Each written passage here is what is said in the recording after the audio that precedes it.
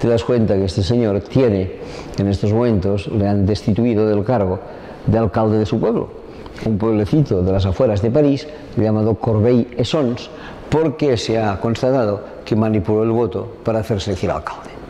Pues bien, este entrañable personaje, manipulador de votos en su pueblo, fabricante de aviones de combate y estafador con 9 años de cárcel en Bélgica, hoy por hoy es el dueño y señor del mayor periódico de Francia. ¿Qué pueden saber los franceses que lean Le Figaro? Pues realmente poca cosa. Pero permitidme que descubra algo más. Este señor Dassault tenía un padre que no se llamaba Serge, sino Marcel Dassault. Marcel Dassault no tenía periódicos, esto lo adquirió su hijo, pero sí que tenía aviones de combate. Y el hombre hizo muchísimo dinero con los aviones de combate, hasta el punto que se convirtió con gran fortuna en lo que algunos llaman un mecenas, y apadrinó a gente. Uno de sus más fieles apadrinados fue un joven francés, al cual el padre Dassault le pagó los estudios universitarios, los posgrados en el extranjero, los primeros trabajillos encontrados al regresar a Francia, y hecha esta operación le encargó a este joven que se espabilara a ver si de alguna de otra manera le podría devolver los favores prestados. El joven se espabiló y estoy convencido que le ha devuelto con creces el favor prestado, porque el tal joven hoy en día no es un joven, es un señor jubilado llamado Jacques Chirac, antiguo presidente de Francia. Pero también vale la pena conocer al abuelo, porque las sagas son largas. Este Dassault hijo y su Dassault padre, que era el padrino de Chirac, tenían un Dassault abuelo, que no se llamaba Dassault, se llamaba Bloch. Y vosotros diréis, pues se debería dar del abuelo materno, porque de haber sido el abuelo paterno se seguiría llamando Dassault. Pues no, era el abuelo paterno y se llamaba Bloch. ¿Y por qué llamándose Bloch su hijo se pasó a llamar Dassault? Pero algo muy sencillo, porque Bloch era un hombre judío y en aquel tiempo al señor Bloch no le gustaba tener apellidos judíos, de manera que se lo cambió. Hasta aquí, legítimo. Pero ¿qué pasó? Que tuvo que buscar un nuevo apellido. ¿Y qué apellido buscó? El apellido Dassault. ¿Por qué? Porque el abuelo Dassault no tenía aviones de combate como su hijo, como su nieto. Había pocos en la época. Lo que sí que había en aquel momento eran carros de combate. El abuelo fue el mayor fabricante de carros de combate de Francia en la Primera Guerra Mundial. Hizo mucha fortuna también con sus carros de combate y al final llegó el momento en que los que tenían nombre judío estaban en peligro. El hombre se cambió su apellido y tuvo que elegir un nuevo apellido. ¿Cómo me llamaré si no puedo llamarme Bloch? Pues me llamaré Dassault. ¿Por qué? Porque en francés un carro de combate es un char d'assaut, igual que en castellano es un carro de asalto.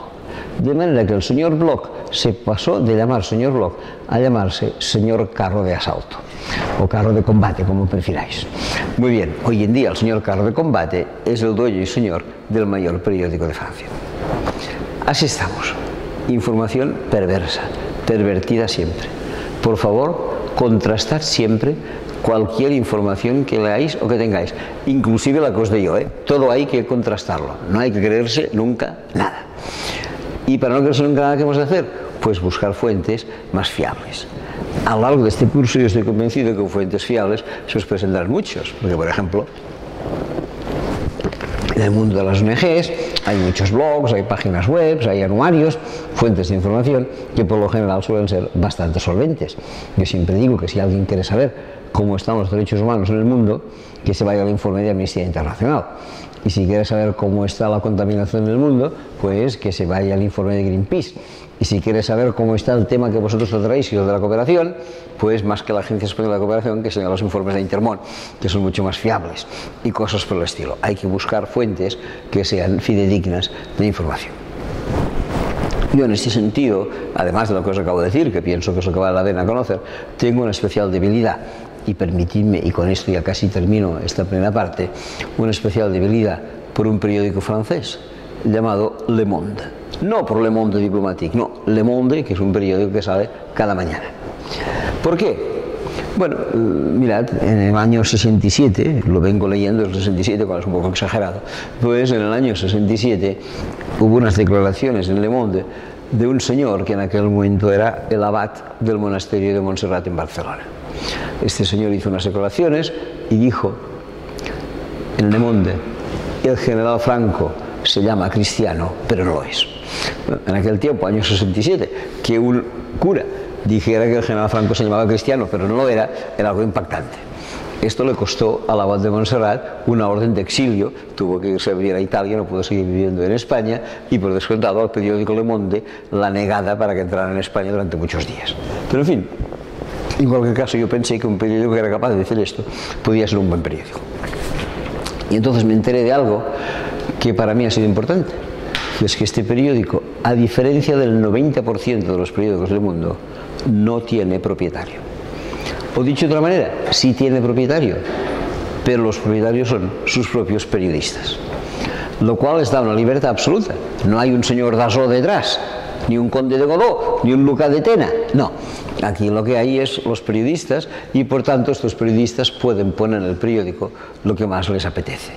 Y cuando uno entra a trabajar como periodista en Le Monde le dan un paquete de acciones y el día que se jubila estas acciones pasan a su sucesor y así tranquilamente. Hasta el año pasado. Por desgracia, el año pasado esta maravillosa situación se truncó. ¿Y por qué se truncó? Bueno, porque hoy en día las nuevas tecnologías exigen inversiones aparatosas y todos los periódicos andan cojos de presupuesto. El mismo periódico El País se acaba de vender a un capital norteamericano porque no aguantan las inversiones que deban tener. Entonces Le Monde se encontró con estas dificultades y buscó un participante que les aportara capital, que no podía ser porque no lo tenían dinero suficiente los periodistas. Y al final fichó a un señor que es hoy en día no el mayoritario, por suerte no es mayoritario, pero sí el más importante accionista de Le Monde. Un señor francés que se llama Pierre Berger. Este señor Pierre Berger lleva un año como accionista principal de Le Monde y puedo constatar con una cierta suerte que todavía no ha cambiado en absoluto ni los hábitos ni la orientación del periódico. Siempre es posible, pero de momento no ha sido así. ¿Quién es tal Berger? Esto ya entra dentro del ámbito de curiosidades de Lola, pero os lo voy a decir. Pierre Berger ha comprado esta participación importante en el periódico Le Monde porque el hombre tuvo una importante herencia que le dio dinero para comprar estas acciones. ¿De quién recibió la herencia? De su esposo, porque Berger y su esposo constituían un matrimonio homosexual. Su marido murió, el hombre heredó mucho y compró la participación en Le Monde. ¿Y quién era su marido que le dejó una herencia? Un famoso modisto francés llamado Yves Saint Laurent, cuyo nombre quizá os suene. Pues bien, hoy el accionista principal de Le Monde es el viudo de Yves Saint Laurent. Muy bien, así están las cosas. ¿Y entre Le Monde y Le Monde Diplomatique? Bueno, Le Monde Diplomatique es no exactamente la misma empresa, porque jurídicamente es una empresa distinta. No está mal Le Monde Diplomatique, está bien. Además, seguramente sabéis que tiene una versión española y para más detalle editada en Valencia, que vale la pena. Pero es como un mensual que lo que intentaba era no tanto resumir lo que dice el periódico en un mes, que esto es imposible, sino hacer artículos más de fondo sobre la situación del mundo. En principio, cuando se creó como Le Monde Diplomatique, era un papelito al servicio de las embajadas. Y a los embajadores les explicaba cuál era la situación en Francia, y a los franceses les explicaba pues, qué pasaba en el Gabón o qué pasaba en otro sitio. Después se convirtió ya en una revista más seria y también muy buena, indudablemente.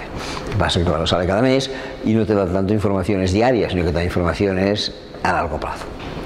Termino con la información diaria que te da Le Monde. Precisamente el periódico de esta mañana, el que he leído cuando venía hacia aquí, que si no recuerdo mal era El País, dedica 2 páginas enteras a un tema del cual hoy parece, yo no me acordaba de la fecha, se cumplen 10 años. ¿Y de qué se cumplen hoy 10 años? De un accidente de un buque llamado Prestige en las costas gallegas. No sé si os suena esto, un buque llamado Prestige embarrancó frente a las costas gallegas y a partir de aquel momento pues la porquería del petróleo se fue extendiendo por todas las rías gallegas. Cada día los periódicos os informaban abundantemente de las hectáreas de porquería que se iban repartiendo por las rías gallegas, hectáreas de porquería que yo aprendí con una nueva palabra que desconocía. A esto se le llamaba chapapote. Pues muy bien, cada día el periódico nos decía, hoy hay tanto chapapote, hoy lo ha limpiado, hoy continúa, mañana lo está, mañana, pasado mañana no lo hay. Bien, que hablar del chapapote a mí no me parecía ni bien ni mal, pero lo que sí que me importaba seriamente no era qué pasaba con el chapapote, ni tan solo esta buena gente de buena fe que iba a limpiar un trozo de costa gallega. No, para mí la pregunta clave era, ¿quién es el caradura dueño de este petróleo, que ha dejado circular el petróleo sin que se reunieran las condiciones de seguridad pertinentes? Y curiosamente de esto nadie me decía nada. Entonces, hablaban del chapote, pero ninguno decía quién era el dueño del petróleo. Y para mí el dueño del petróleo era culpable por 3 razones distintas. Primera, porque el buque Prestige parece que no disponía de lo que sí que deben disponer los buques petrolíferos, que es lo que se llama un doble casco.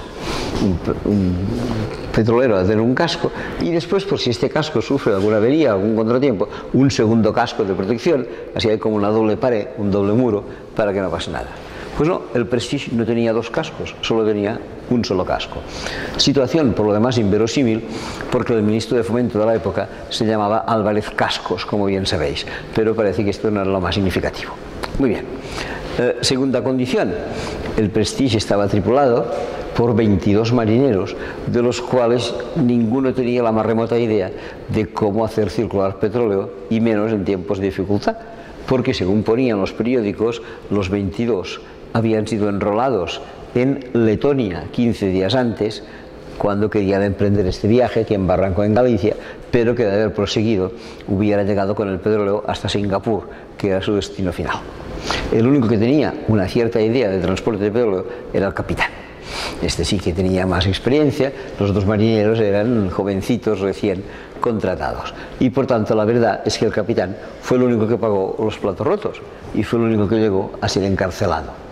Este capitán actuó de aquello que se llama cabeza de turco. Situación curiosa, porque el señor es griego, pero en fin, actuó de cabeza de turco. Pues bien, primera cuestión, no se había dado un doble casco. Segunda, este señor fue encarcelado. Y tercera, la más grave de todas, no se habían contraído las pólizas de seguro correspondientes. Esto es como una persona que anda con su coche o con su moto sin el seguro, tiene un accidente y no puede acabar indemnizando a nadie. Pues esas 3 razones, no tener seguro, tener marineros que no tenían ni idea y por otro lado no tener doble casco, eran 3 motivos que a mí me preocupaban y que me hacían reflexionar sobre quién sería el dueño culpable de este petróleo. Finalmente el periódico Le Monde me lo dice y un día determinado pone la noticia: ya sabemos quién es el dueño del petróleo del Prestige. ¿Y qué pone la noticia? El dueño del petróleo del Prestige es una empresa suiza llamada Crown Resources, algo así como los recursos de la corona. Pero no hagáis caso de esta empresa Crown Resources, porque esta empresa no es ni más ni menos que la tapadera situada en Suiza del verdadero dueño del petróleo, una empresa rusa llamada Alfa Group, uno de cuyos principales accionistas se llama Vladimir Putin. Dicho de otra manera, el Prestige estaba, si no todo, por lo menos en parte, en manos de Vladimir Putin. El periódico El País al día siguiente nos ofreció una noticia y dice: reproducimos por su interés la información aparecida ayer en Le Monde sobre la propiedad del petróleo del Prestige. Bueno, esto es un pequeño fallo, porque si El País se edita en España y Le Monde en Francia y el accidente es en España, parecía más razonable que fuera El País el que lo pusiera y Le Monde el que lo reprodujera, pero no. Era el Le Monde el que lo ponía y estos del País, un poco despistadillos, lo reproducían. Muy bien, ¿pero qué reproducían? El propietario del petróleo Prestige es una empresa suiza llamada Crown Resources. No hagan ustedes ningún caso, esto es la tapadera situada en Suiza del verdadero propietario del petróleo, que es la empresa rusa Alfa Group. Punto final. Ni una sola referencia al señor Vladimir Putin. Todavía tengo en casa las 2 fotocopias. El mismo artículo, textualmente exactamente igual, con 2 finales distintos. Uno un final anticipado y otro un final alargado, para que la gente vea cómo informa El País y cómo informa Le Monde. Bien, todo esto son mis obsesiones informativas, que quizá os transmito sin ninguna razón de ser, pero en cualquier caso para mí, en un curso como este que empezamos ahora, creo que es fundamental hablar de los temas de información permanentemente. Porque por desgracia vivimos en un mundo en que la información está 100% pervertida. Y os hago saber algo grave.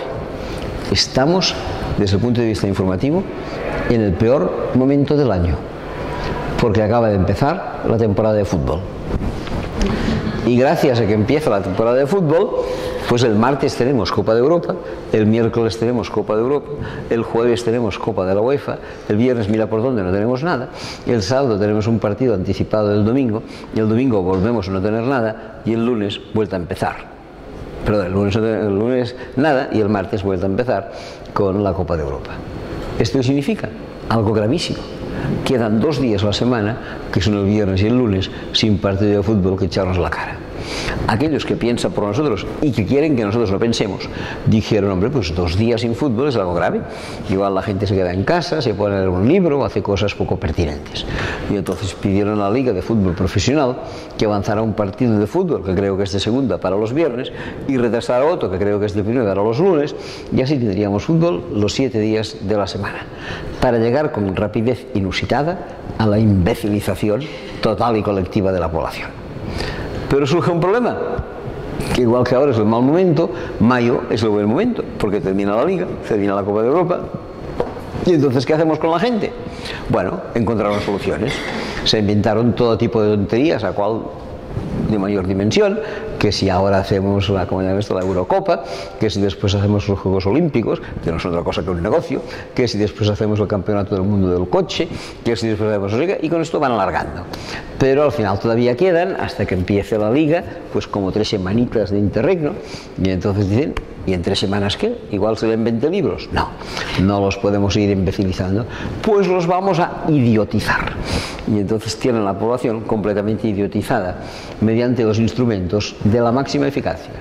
Uno se llama Telecinco y el otro Intereconomía. Y a partir de ahí nos tienen completamente doblados a todos para que solamente veamos así. Y si a esto además añadimos un dato escabroso que ponía el periódico el otro día, según el cual en España la población de promedio mira la televisión 3 horas 20 minutos al día, nosotros aquí estamos en la peor de las situaciones. No podemos seguir así. La información es básica. La gente no se entera de nada, de nada, de nada. Ayer, no sé, escuchaba por no sé dónde, a uno le preguntaban la capital de Ruanda, nadie la sabía. Les preguntaron la capital de Mauritania, nada la sabía. Les preguntaban jugadores de fútbol, lo sabían todos. No podemos estar en esta situación. Esto es la idiotización permanente de toda la población. Si queremos de verdad hacer esto, cerremos el televisor, por favor, miremos solo alguna cosa muy así de vez en cuando y por lo demás entendemos lo que sucede. Fin de la introducción. Esto es lo que os quería decir ahora. No sé si antes de proseguir queréis hacer algún comentario, alguna nota al respecto de esto que acabo de apuntar, si no dedicaré a hacer lo que os dije, que era explicar los grandes problemas de la economía.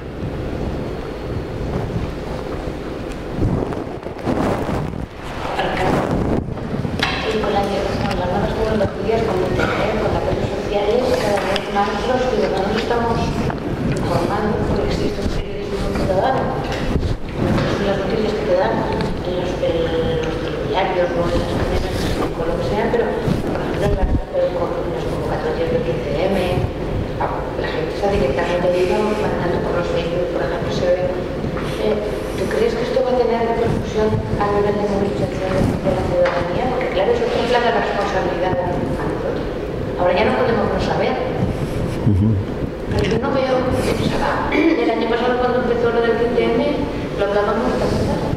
Yo creía que iba a haber más, pero no sé, lo veo un poco apagado. Bueno, tienes razón, esto en parte sería una nota de optimismo frente a lo que acabo de decir, una posibilidad de contrastar las informaciones, de tener otros tipos de circulación, menos dependiente, con menos propietarios, con menos intereses, y podría funcionar. Y a priori es así. La segunda cuestión es saber a qué dedicamos nosotros a atender cuando tenemos nuevas tecnologías en la mano. ¿Nos dedicamos de verdad a saber lo que pasa en Ruanda o más bien lo que queremos saber es el resultado de fútbol del último momento o cualquier cosa así? Bien, es cierto que las nuevas tecnologías han facilitado muchas cosas y, como tú muy bien dices, la mayor parte de manifestaciones del 15M se han convocado en base a nuevas tecnologías y cosas por el estilo. Yo creo que como instrumento es magnífico. También como instrumento de perversión es magnífico, esto tiene las dos caras, pero de cualquier manera deberíamos saber aprovecharlo y entretenernos en él. Que deberíamos saber aprovecharlo y entretenernos con él, porque yo me doy cuenta, allí en Barcelona voy constantemente en metro y en tren, y toda la gente, como más joven, peor todavía, están leyendo, pero te aseguro que no buscan informaciones, que se hablan con sus amigos sobre la cita, o como mucho hacen algún crucigrama o algún jueguecito así. Entonces las tecnologías son buenas, pero deberían ser aprovechadas. Bien aprovechadas, nos permitiría romper la barrera del otro, por eso. alternativa. Es una alternativa. Libre y te vuelve la responsabilidad. Otra cosa es si los ciudadanos estamos preparados para esa responsabilidad.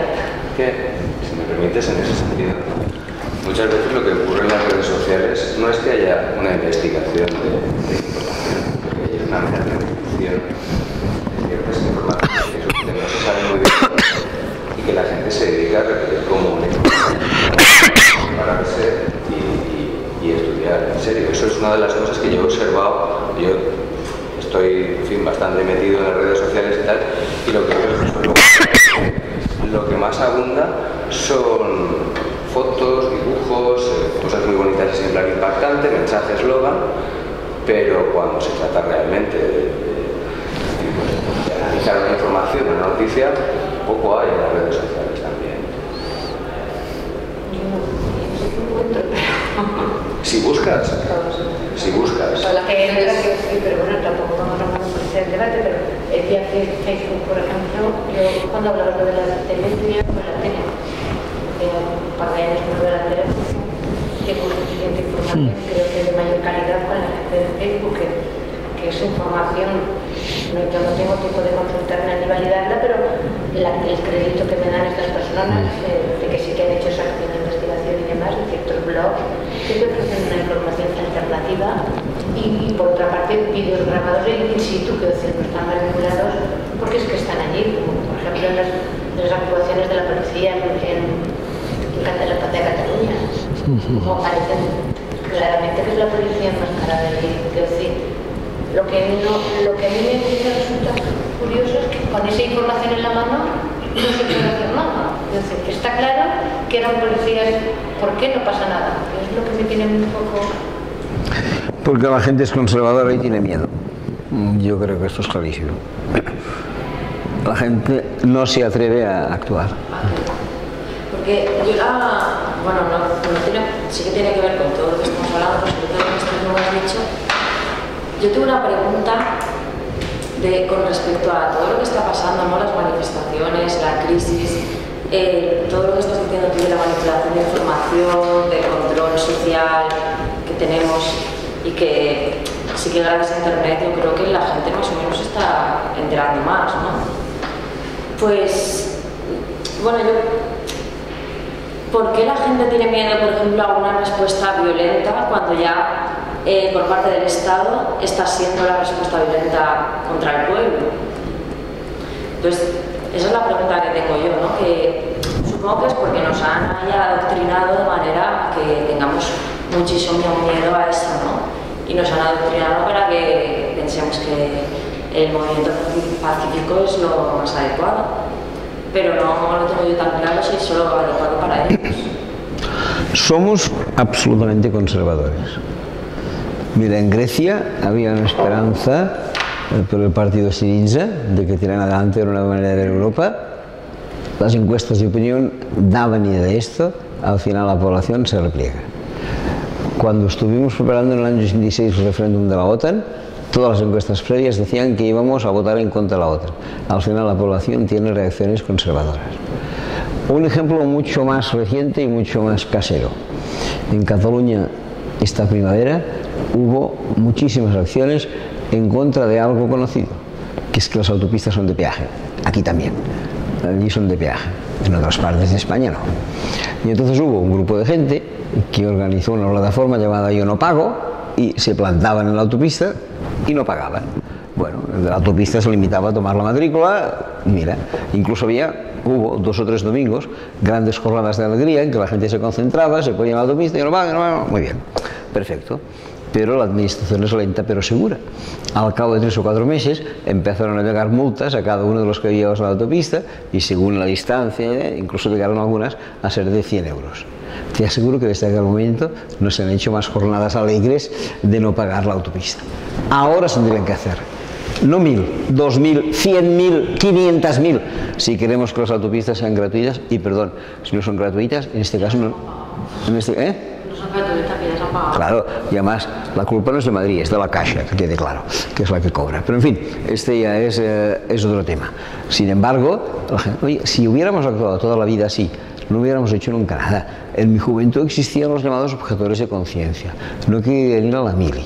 No ir a la mili significaba que no harías la mili durante 1 año y medio, pero que por contra te irías a una cárcel durante 3 años. Y la gente se iba a la cárcel durante 3 años y gracias a esto la mili dejó de ser obligatoria. Si la gente no pierde el miedo, nunca haremos nada. Y aquí no por 3 años de cárcel, por 100 euritos, euritos o eurazos, que para mucha gente es mucho, pero por 100 euros de multa ya nos echamos las. Somos unos cobardes, hasta que no practiquemos la desobediencia civil en todos los sitios y constantemente no haremos nada. Y pienso que esta es la razón, lo creo. Yo respondo un poco al tema que te pregunto, vi que te adentraste un poco en el tema del conflicto y también a la cobardía que tú dices, porque si pueblos se han levantado de la primavera árabe hasta lo que estamos viendo en Siria, que es un desastre total, donde los respaldos de la comunidad internacional y de los grandes gobiernos y del consejo de los observadores, pues que observan muy bien y no pasa nada. No veo un avance importante cuando la gente ha querido cambio, porque los demás no responden, ¿sí? Entonces a veces dices, vale la pena exponerse, vale la pena formar y tener una realidad cuando pasa un avión y te botan unas bombas cerradas por todo el mundo y ni siquiera los medios de información pasan eso, pues porque es más importante lo que tú dices del fútbol. Entonces ahí es donde yo me cuestiono, ¿no? ¿Vale la pena hacer eso? Hombre, vale la pena, yo diría que además de valer la pena, es una responsabilidad moral nuestra hacerlo, pase lo que pase, aunque nos arriesguemos.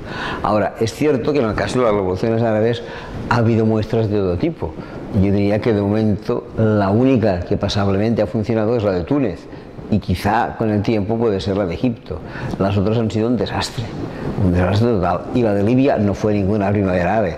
Lo de Libia fueron los intereses de un personaje impresentable llamado Nicolás Sarkozy, que lo que hizo fue organizar bulla porque quería dominar el petróleo de Libia y se terminó. Allí no había ninguna primavera árabe y terminaron, por muy occidentales que fueran, cometiendo un asesinato. Vaya, muchos, entre ellos el señor Gaddafi, que sería un mal político, sin ninguna duda, pero hoy en día la civilización occidental no puede ir asesinando por la calle. El señor Sarkozy es responsable de crímenes.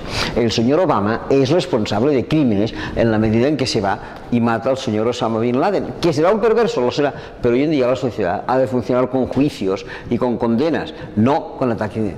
El señor Obama, el señor Sarkozy son criminales de guerra, como lo son el señor Aznar, como lo son el señor Bush, como lo son el señor Tony Blair. Y hay que decirlo públicamente, estamos gobernados por unos delincuentes, perfectamente. Pero hay que decirlo públicamente.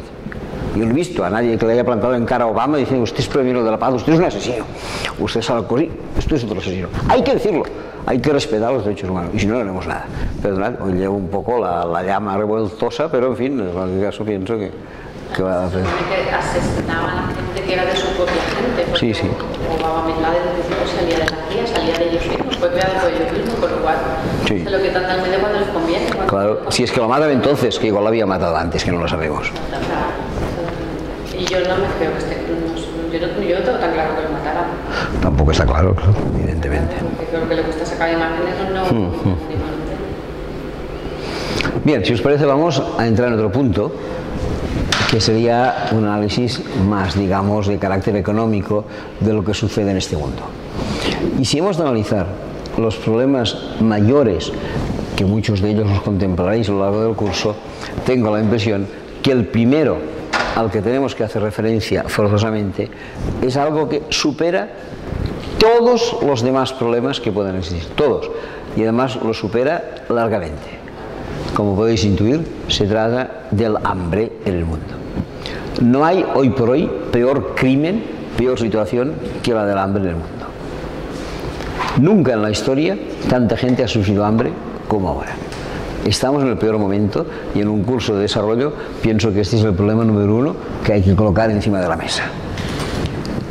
Hace unos meses leí un artículo de un personaje, un suizo, un sociólogo llamado Jean Ziegler, Z-I-E-G-L-E-R, Jean Ziegler. Este señor fue durante bastantes años el director de lo que en Naciones Unidas se llama el Programa Alimentario Mundial. Se supone que un señor se responsabiliza del problema alimentario mundial si entiende algo de hambre. Y este señor, en este artículo que publicó ya después de haber dejado de ocupar el cargo, dio publicidad a unas cifras que a mí me parecieron escabrosas, pero se las dice él, con el cargo que ocupó, alguna parte de razón debe tener. ¿Qué nos decía Ziegler? Este artículo se lo dio hace 5 o 6 meses. ¿Qué nos decía Ziegler?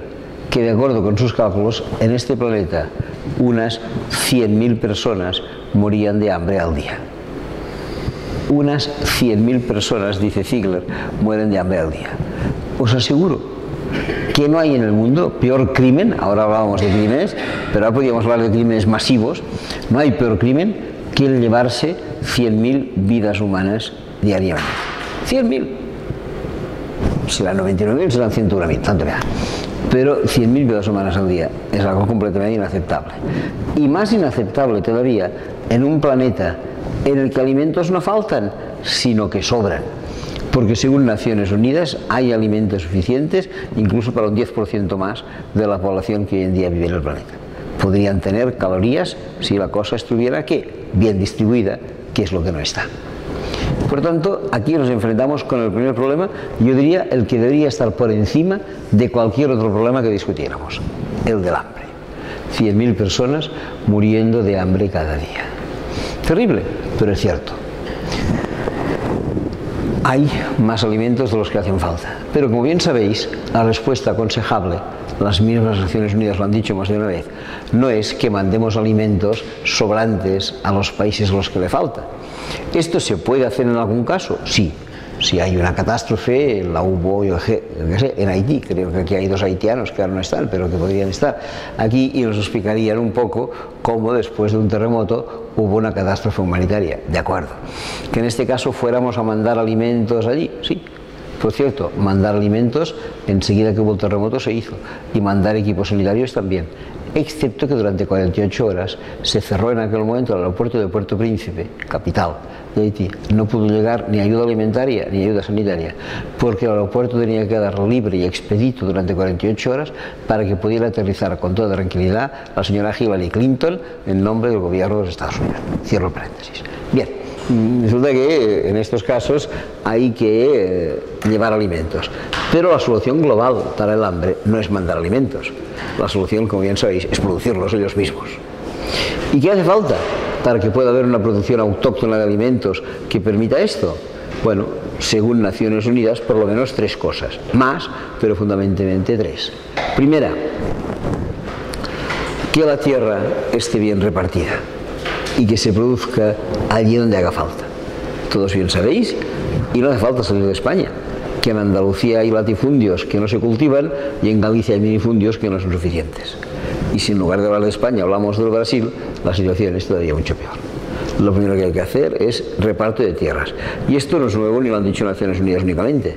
Esto es ya un leitmotiv desde el siglo XIX y se llama reforma agraria. Primera cuestión.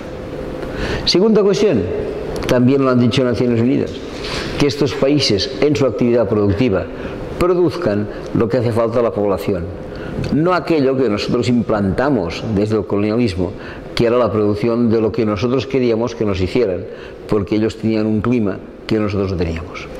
Y entonces empezamos que con estos países se especializaran en café, y en cacao, y en azúcar, y en piña tropical, y en té, y en todo lo que tú quieras, y mientras hacían esto, no hacían el trigo, o el maíz, o el arroz que deberían hacer para su población. Acabo de hablar de Haití. Bien, ¿qué pasó en Haití? Hubo un terremoto. Pero es que un terremoto igual o mayor en intensidad